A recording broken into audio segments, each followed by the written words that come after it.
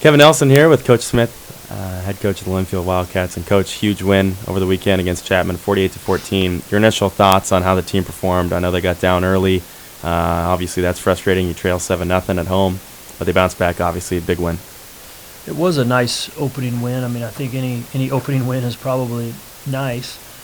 The way that the game unfolded was frustrating. I felt like we probably should have had a 10-0 lead, and in fact found ourselves down 7-0. But that was really good for us. We trailed so few times last year that I was wanting to be trailing at times, and so I think that's gonna be a good feeling for us to have some frustration, to have some failure, and have to adjust to that and come back. So it played out very nicely for us. A rough game at times, but we did some really nice things too, and gave us a chance to see game speed, what we needed to address and work on for this next week. Mm-hmm. Who are some of the guys that stood out, not necessarily on paper, Sam, Johnny, Kennedy with the pick, but some of the guys on film that you saw and went that they had a pretty decent week?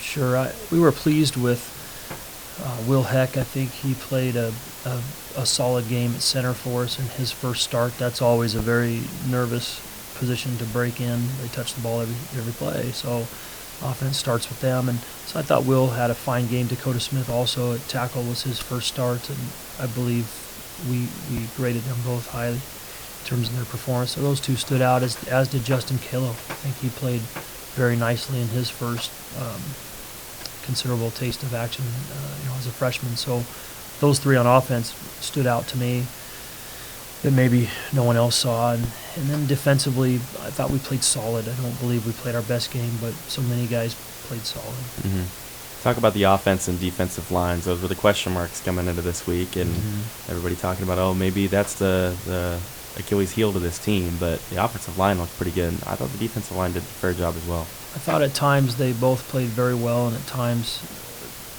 played average. So that's going to be the key is consistency at those spots. We have some technical form technique issues that we need to work on at many positions on the line, but that's everywhere. That's widespread. But we have just less experience there. Therefore, their habits aren't as clean, and we need to create clean habits so that they play with great technique. When under duress in the game, you fall back on your habits. So we've got to clean that up a little bit.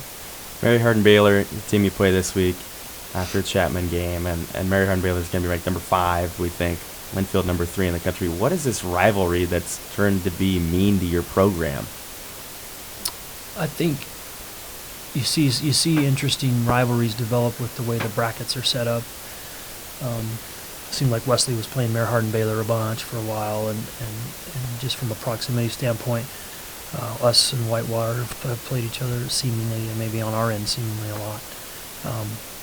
And so I think it's a product of geography, was why those develop.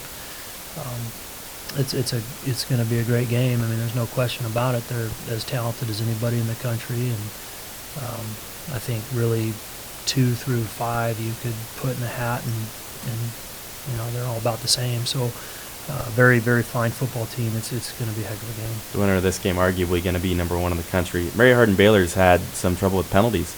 You look at their numbers the past 2 games, over 100 yards in the first game of penalties, 15.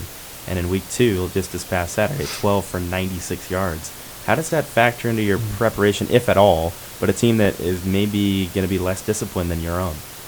Well, I didn't even notice that, so I'm glad you pointed that out. But I don't know that you can prepare for that, of course. But I really believe the penalty stat is misleading. I think sometimes if you're not getting any penalties on defense, you're probably not playing aggressive enough. I know that sounds interesting, but it's what kind of penalties are you talking about?